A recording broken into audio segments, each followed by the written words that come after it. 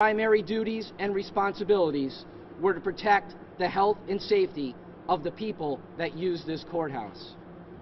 From the disproportionate number of documented ALS and cancer cases to the alarming number of courthouse employees that reported suffering from a variety of respiratory problems. Finally, it all just reached a tipping point and exploded about 9 months ago when there was a massive mold outbreak in the courthouse that put everyone's health at risk. We all know that if this courthouse was located in Boston or just about in any county east of Worcester, it would have been torn down, courthouse operations and employees would have been relocated, and a new, modern, more efficient courthouse would have been built a long time ago. Unfortunately, leadership from Boston has shown no respect for Western Mass, and it continues to frustrate all of us. Western Mass deserves better. Western Mass deserves to be treated equally to those from the eastern part of the state, and that applies to worker health and safety and the repair and replacement of courthouses. Unfortunately, community leaders and elected officials like Cheryl Coakley-Rivera, like Judy Potter, like Dylan Bond, had to file this lawsuit, not to obtain money or any benefit for themselves, but simply to get the attention of those in charge from Boston and to get answers to basic questions that had been lingering for years. Over the past 9 months, we gathered documents, performed mold and PCB and fiberglass testing, and got the answers to the questions and concerns that the plaintiffs, other employees of the courthouse, and the community had been asking for a long time. You're all already aware of the results of the testing, including the presence of toxic cancer-causing mold in various places in the courthouse. Since that time, under the guidance of experts and with the help of the plaintiffs and other community leaders, elected officials, and unions from this area who stepped up to the plate, like Sheriff Nick Kochi, a true leader, Registrar of Probate Rosemary Sacamani, a true leader, Senator Adam Gomez, a true leader, District Attorney Anthony Gallooni, a true leader, and Congressman Richie Neal, George Neal of OPEIU, a leader, NAGE IBPO, CPCS, and ACLU, and the Hampden County Bar Association were all involved and took leadership roles in this case. We demanded a safe place for people to work and to conduct courthouse business. We demanded comprehensive, extensive, and detailed mold, fiberglass, PCB, and other testing. We demanded repairs to the courthouse. We demanded that Boston look into giving us what we deserve, a new courthouse. We are proud of the results of this litigation has achieved, and the goals were reached through the settlement. The settlement requires, among other things, with regard to the HVAC system, installation of air supply diffuser filters on all ventilation units in the courthouse, which our experts say will filter out any mold or fiberglass that might be existing in the HVAC system before it hits the breathable air.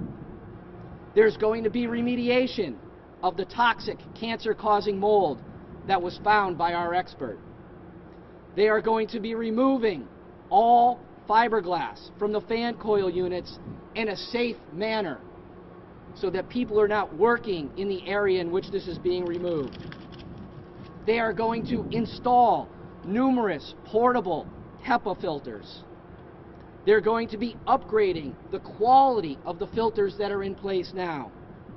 They are going to clean and replace water-damaged and moldy carpet. They are going to conduct weekly air sampling and provide those results in a transparent manner to the individuals who work in the courthouse and the community.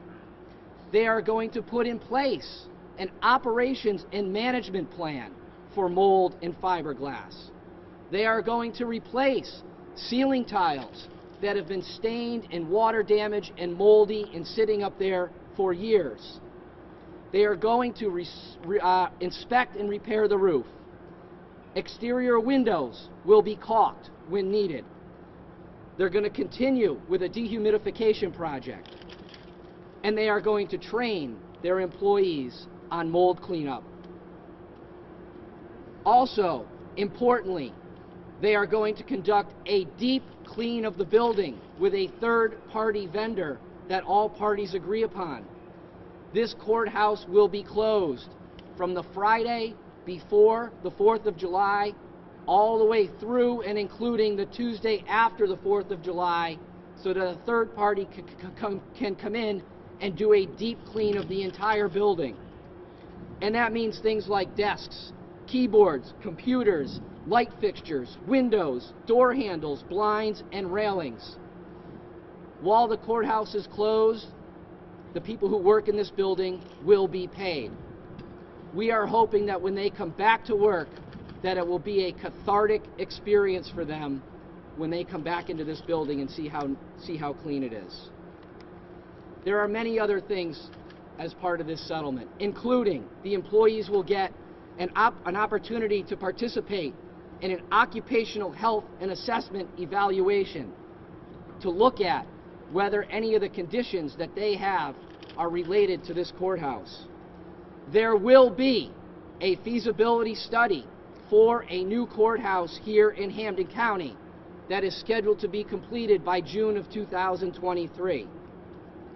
If this building ends up being renovated with the $91 million, the employees will be moved out to a temporary location. They will not be in this building while those repairs are being made.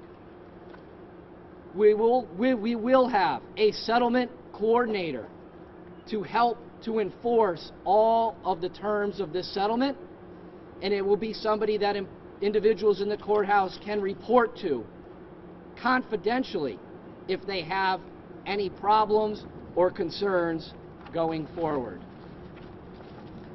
Before this case started, all of the above was either never going to happen or was not going to happen for many, many years. And there was zero chance of a new courthouse. In the end, we are very confident that once these measures are put into place over the next few months, the mold and fiberglass issues that have plagued this courthouse and these employees for a long time will no longer be a health and safety concern for them and members of the public that have to use this courthouse. We remain very hopeful that once the feasibility study is conducted and new leadership is in place, they will see the value and importance of investing in a new and improved and modern courthouse in Hampden County, rather than spending more than $91 million to repair an old and outdated building. We will continue to scrutinize the steps that the trial court is required to take as a result of this settlement, and we will continue to hold them accountable if they fail to follow through. And we will mandate that they continue to be transparent with people that work in the building and the Western Mass community. Before we conclude our prepared statement, we would like to state the obvious, that none of these results could have been achieved without the courage and leadership of the named plaintiffs, Cheryl Coakley Rivera, Judy Potter, and Dylan Bond, who came forward, stepped up to the plate, showed their courage, agreed to take on the challenge of the trial court, and attempt to hold the leadership in Boston accountable. We'd also like to thank the lawyers at the Attorney General's office, Julie Green, Phoebe Fisher-Groban, Liz Kaplan, and Adam Hornstein, for their tireless efforts and help to help the parties reach this comprehensive settlement agreement. Finally, we would like to thank retired Justice Spina for his time, his effort, his energy, and for agreeing to come out of retirement to take this matter on for the benefit of the community. We'll now take any questions that anybody has. Thank you so much. How much will the work described in the settlement cost? We don't know exactly what it's going to cost, but it's going to be, it appears it's going to be in the six figures in terms of the amount of money. You start out by saying the settlement reached all your major goals. What were those major goals? Making sure at all times that this courthouse is going to be a safe place for people to work and people to come.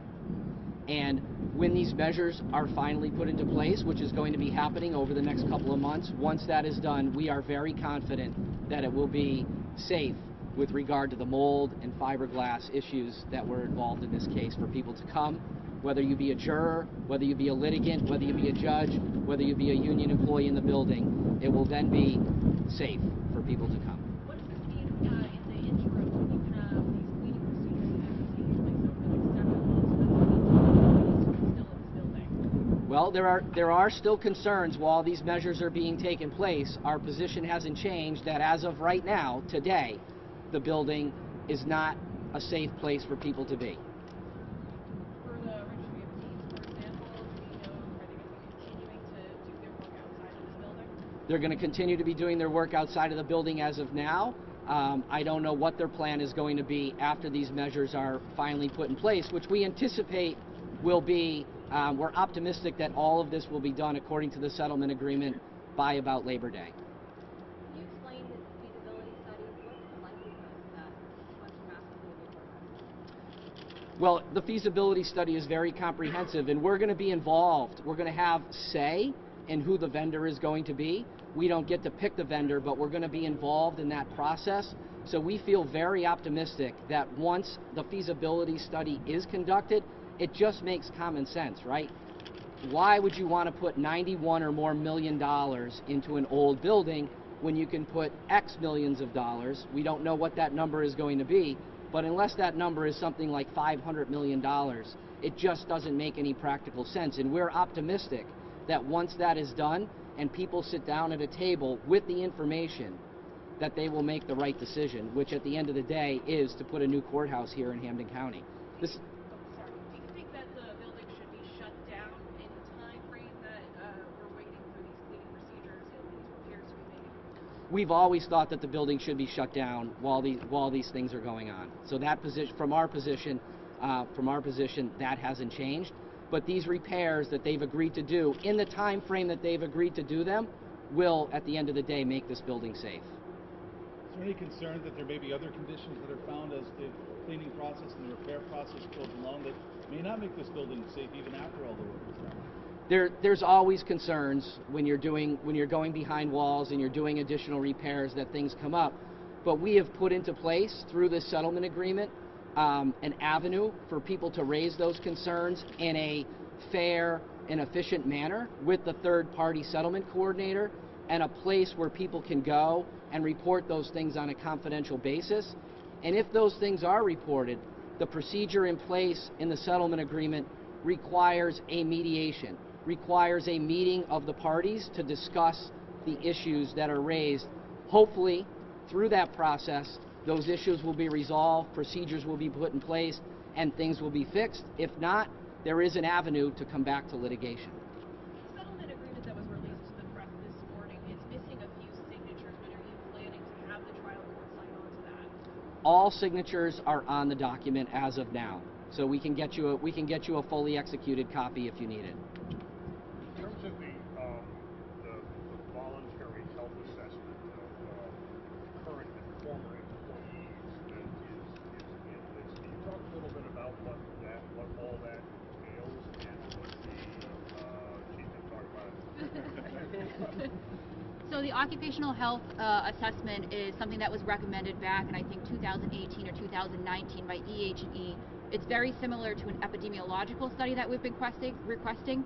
it's something that can occur much quicker and come up with recommendations and potential next steps. It's going to be open to both current employees and former employees of the courthouse to submit, I believe, their medical records, talk to the third-party vendor, explain what's going on, and it will help determine what the causes are, if the environmental conditions of the courthouse in the past or present are causing their health conditions, and it will also make recommendations going forward as to what next steps should be. So would their health costs be covered in the event that they do find something that's linked to the conditions that they worked in?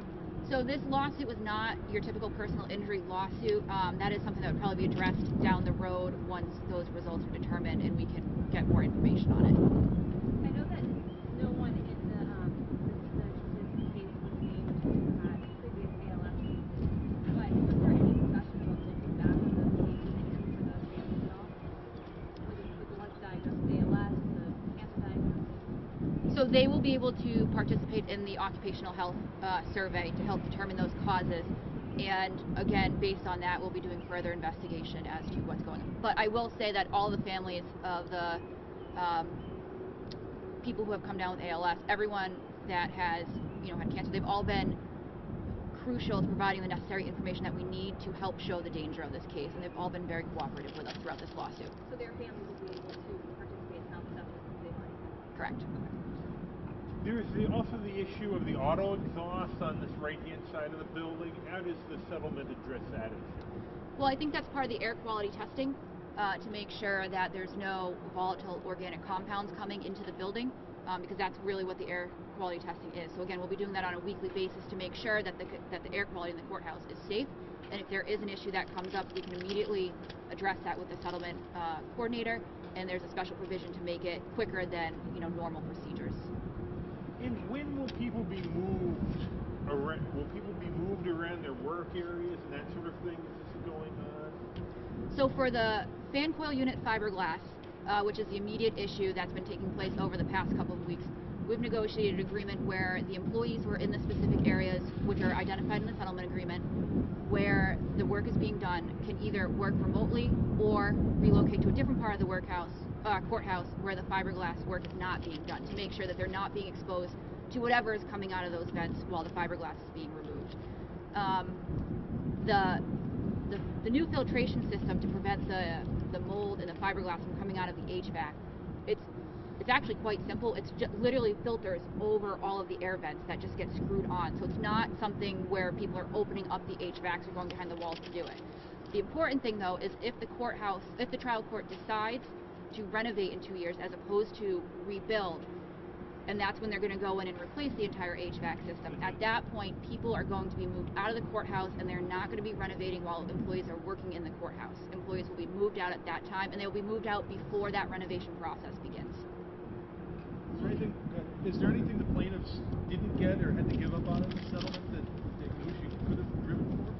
No, we've gotten everything that we believe is necessary out of this settlement. Again, as Jeff mentioned, the goal was to make the courthouse safe for people working here, and another goal that we wanted was transparency, because we believe that was creating a lot of trust issues between the people out in Western Mass and Boston.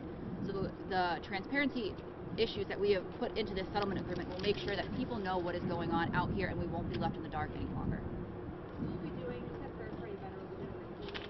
An employee wants to know who will be doing the cleaning and how you guys will make sure that it's up to standard and it's getting done. So we have not determined that yet. We're working on that now, but it is an agreed third party between the plaintiffs and the defendants. So that will be something that we have input on. In terms of whether or not how it's going to be done, I mean, the employees are going to be able to report to the settlement coordinator if they come back in after that long weekend and say, listen, this courthouse is still dirty, like what is going on, this wasn't done. That we do have that enforcement mechanism to go back in and talk to the settlement coordinator. And I would also mention that the trial court has agreed that if the third-party vendor determines that it's going to take longer than that Tuesday after the holiday, the courthouse will remain closed so the third-party vendor can continue completing the deep clean. And again, the employees will be paid during that time.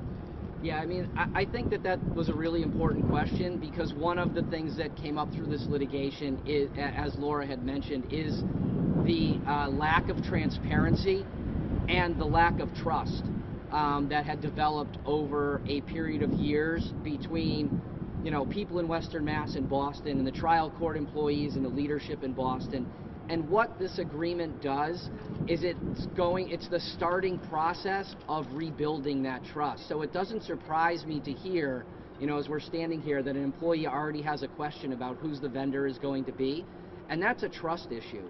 And so we have built into this agreement that we will be involved in that vendor selection process, because we want the employees in the courthouse to know, and people who are using that building, that it's not just going to be Boston telling them what is going to be happening. We're going to have input into that selection process, so that level of trust will hopefully start to be felt and over time regained by the employees. And another important part of the settlement agreement that we thought was extremely important was the trial court is going to be giving notice every month of projects that they anticipate to start within the next 30 days. So that way employees aren't walking into court on Monday morning and seeing that fiberglass is being ripped out of the fan coil units. It's going to give them the opportunity to plan ahead. It'll give department heads the opportunity to plan ahead, move their employees around if they need to, and also just keep people informed in Western Mass as to what's going on at the place that they work at on a daily basis. What does the settlement say about the building next door? Because I know the ventilation systems are under our feet in Connecticut. There's nothing in this settlement agreement that directly relates to the next door building, referring to the housing court and the juvenile court, other than what you mentioned, to the extent that the HVAC system, there's going to be, in this building, we're going to have everything in place to make sure that the anything that might be contained in there is going to be diffused out before it hits the breathable air. It seems like some other concerns that the people who, like you mentioned, that the maintenance staff will be getting trained. The concern from employees is that that's what's going on. Those people that are cleaning, it's in their opinion, they obviously did not do a great enough job. So if we're using, current maintenance staff and current, management, how are we going to make sure that it doesn't happen again and continue? So the training for the staff is going to be on minor mold remediation, because obviously it's not safe, and we don't expect facilities and maintenance people at this building to know how to handle a mold outbreak like we saw last September. We also worked into the settlement agreement that the unions will be working with the trial court to determine that operations and maintenance plan and prevention plan that we talked about, and also the training. Again, if it's something where it's not working, we have that enforcement mechanism so that people can go in, report to the settlement coordinator, and the settlement coordinator can say, hey, what you're doing is not working, so we got to come up with something else to fix this. Yeah, we're using, the settlement agreement requires the use of third-party vendors for anything that's major or above and beyond what is your regular maintenance. And so we're improving through this settlement agreement the day-to-day maintenance of the building through the additional training that people are going to get, and then of course any of the major issues that need to be cleaned up in there are all going to be done by third-party vendors that are mutually agreed upon for the most part by the parties. Were employees notified of this settlement as well? Were they given settlement? It was sent out to the local unions, and it was also sent out to the Bar Association to distribute to any member of the Hampden County Bar Association. What happens next? Well, I mean, the next steps are that the settlement agreement begins to be enforced, and that starts to take place sort of ASAP. The time frame for certain things to be done is outlined in the settlement agreement, so you can look through it and get the details. But the air diffuser. The air supply diffuser filters are supposed to be done according to the agreement by August. Remediation done basically by Labor Day. So the earliest thing is the dehumidification project is going to be supposed to be done, is planned to be done by the end of June. There's multiple things that are going to be going on in July, multiple things in August, with a plan really that the significant majority of this work is going to be done by Labor Day. And the other important thing is the procurement process, which the trial court has to do to get these independent vendors. They've agreed to do that within the next 3 weeks to make sure that the process is moving as fast as reasonably possible. So really the dates that you see in that settlement agreement are drop-dead dates with the hope that we can get it done quicker once the procurement process starts. Cheryl, you want to make a comment? Of course I do. Actually, I'm standing over there, and I'm thinking of a colleague that I used to work with, and I was told by a friend of mine that she had a mastectomy right after she retired, and she worked in this building for decades. She's doing okay, but we can tell you story after story after story of people that have been sick, died, disabled because of the conditions of this building. And a little research, 1982, I believe the court officers filed a grievance and asked their union, and I believe OSHA, to conduct an air quality test because so many of them were getting sick. 1982, I graduated from high school, 44 years ago. So as we can say, this is exactly what we wanted. How sad is it that we are in Massachusetts, the democratic capital of the world, where we fight for workers here, right? We care about our workers in this state. Yet Western Mass, through numerous leaders, numerous governors, continue over and over again to turn their backs on Western Mass, in particular this courthouse. I do want to thank the attorneys involved. They were not paid. They worked tirelessly, like hours, and I mean, I can't even imagine. Like we were on the phone 9, 10 o'clock at night sometimes, either through mediation or with the other attorneys, or, I mean, that's what it's about to be a lawyer, right? To care enough to put your name out there, to put your reputation out there, and fight not for wages, not for personal injury claims, but fight for quality of life and health issues concerning this courthouse. And they stepped up to the plate. This was a TRO, right? This was either shut down the courthouse or keep it open. Could have been, like, what, an hour? It turned into months, and negotiations and settlements and getting the unions involved, the bar association. I mean, people just all stepped up to the plate. And unfortunately, the workers are scared, and they couldn't. They were scared, and I understand that. So I do want to let the attorneys know that I truly appreciate. I started working here in 1984 as an intern under Matthew Ryan. So I truly appreciate the work that they put in. And yeah, ideal situation is to build a new courthouse, right? So the Attorney General, this case is over. Now the Attorney General of Massachusetts is Maura Healey. She is running for governor. So I call on her to make a commitment to build a new courthouse in Hampden County. It's not complicated. I've been a legislator for over 15 years. I know the wheels of justice, the wheels of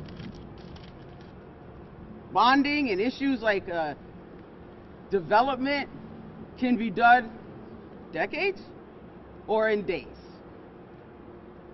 So I call on Maura Healey. I know that she is very concerned about Hampden County and the quality of life, but I call on her to make a commitment. She can make that now. There is no conflict.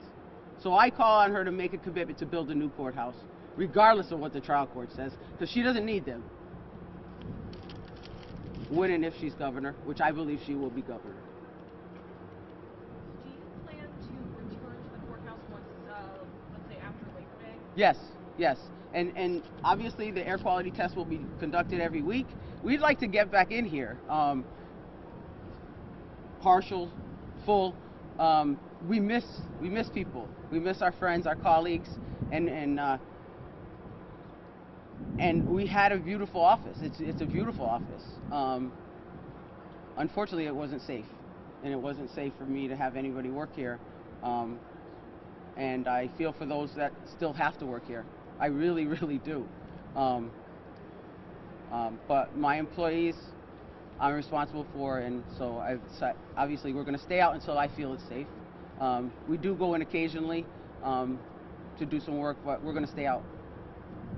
Safe to say you're happy with the settlement? I'm very happy with the settlement. Keep in mind, like 1982, nothing has happened. Nothing.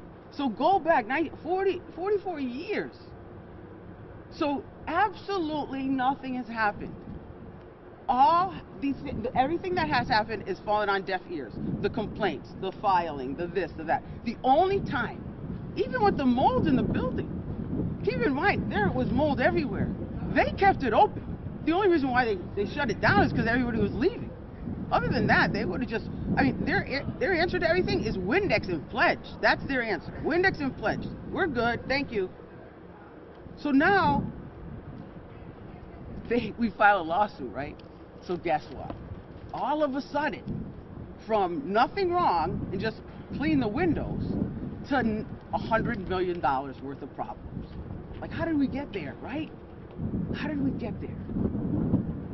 Because of the lawsuit. That's the only reason why they responded. So it's sad, but you know, this is why we have our system in place, right? To make people do what they're supposed to do. Unfortunately, people have died and gotten very, very sick.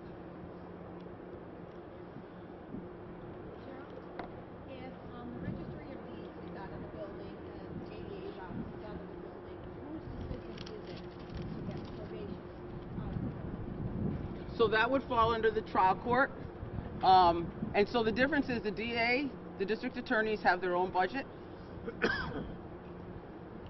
The registry of deeds falls under the Secretary of State.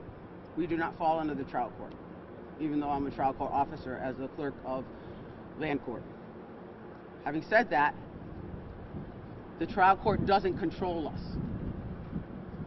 And that's the difference between my employees being in a safe place and the trial court employees being in an unsafe place. So it falls on the trial court, and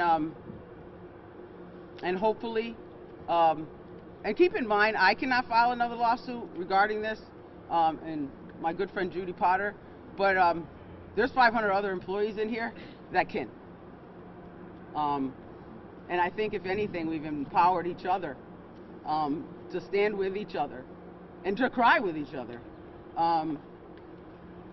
to come forward. So, you know, my days are over, but I got 500 more in there, my friends and colleagues, that they'll file in a minute. They'll file in a minute.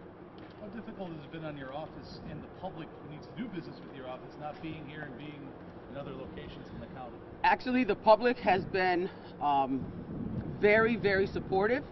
They're very frustrated and angry that other employees are still in this building. Because of COVID, it was most attorneys now e-file. So that transition to maybe drive to Westfield wasn't a big deal for them.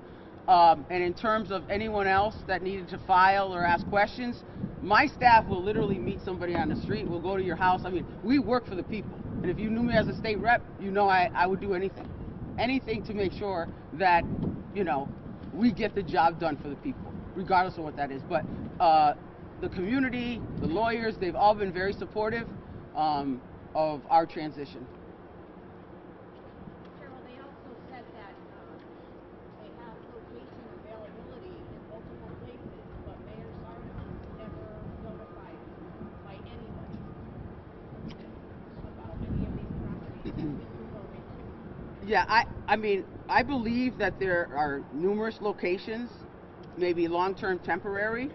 The governor just filed a bill with federal money due to the COVID, and about economic development in towns, in downtown areas. I'm not sure why you couldn't take $200 million of that money and build a courthouse. I mean, nothing more important than 500 employees still working in downtown area, right? So there's a lot of ways and places that we could go. We could go. A lot, actually. And I can name several. So, you know, again, we're getting a new governor, and hopefully with that governor, there will be changes, obviously, Republican administration versus a Democrat administration. So hopefully we will get a new courthouse. I'm pretty optimistic about that. All because of this lawsuit. Like, all because of this lawsuit.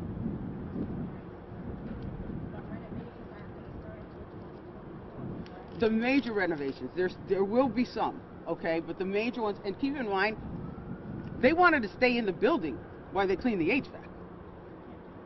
Like that was on the table. Like anything that we had in this piece of paper, in that settlement, we had to fight for it. Like literally fight for it. And bargain for it. And they would throw little tidbits out there like, well, you know, we're kind of thinking like maybe you don't have to leave when we clean out the HVAC system. What? So that's where we're at, right? So we've come full circle with a lot of work, a lot of time, a lot of commitment, and so we've got a commitment that we're leaving when they do certain levels of cleaning, and you know, it is a trust issue, and the attorneys knew that I was concerned with that. Hopefully there'll be changing of the guards here, because clearly the director of maintenance, he didn't do his job for decades. I'm not convinced that he can do his job, and I believe he should be either reorganized out of here or replaced permanently,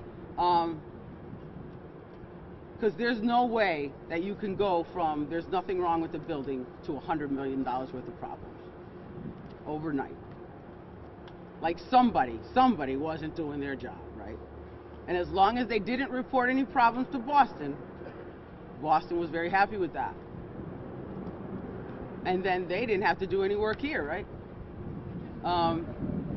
So I think accountability is a big issue for our trust issues that we have with the maintenance personnel here. And I'm not talking about the daily maintenance. Okay, those guys are wonderful. I'm talking about administration. Okay, let me just clear that up. So hopefully they will reorganize because it's embarrassing for the trial court, quite honestly. That you go from nothing wrong with the building, we'll just clean up a little mold, to $100 million. And that's because of DCAM. Can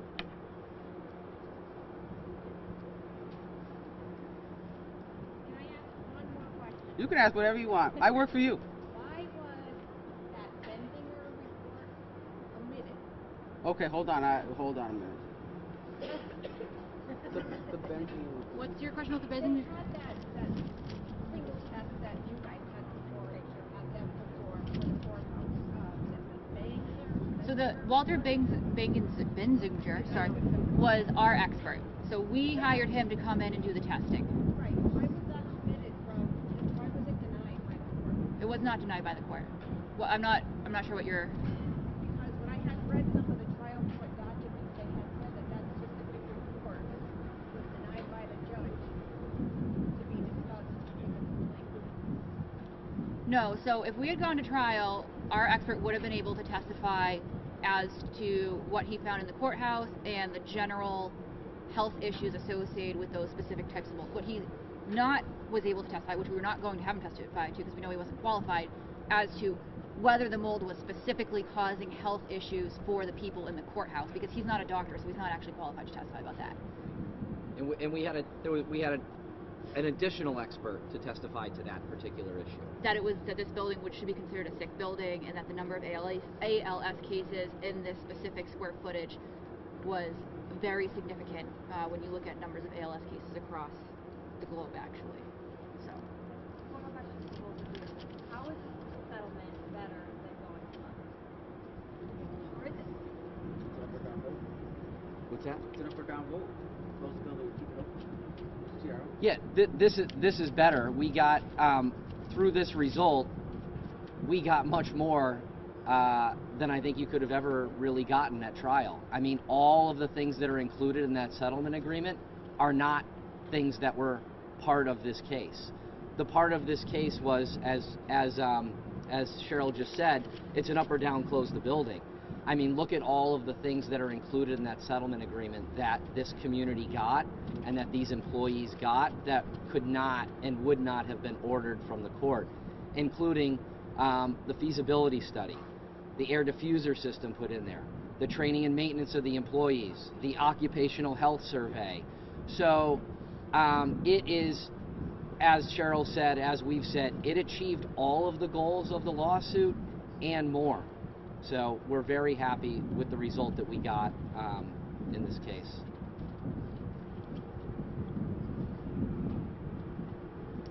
Really want to thank you all for, it doesn't look like there's any more questions, really want to thank you all for covering this story along the way, for everybody who works in the building and for the community.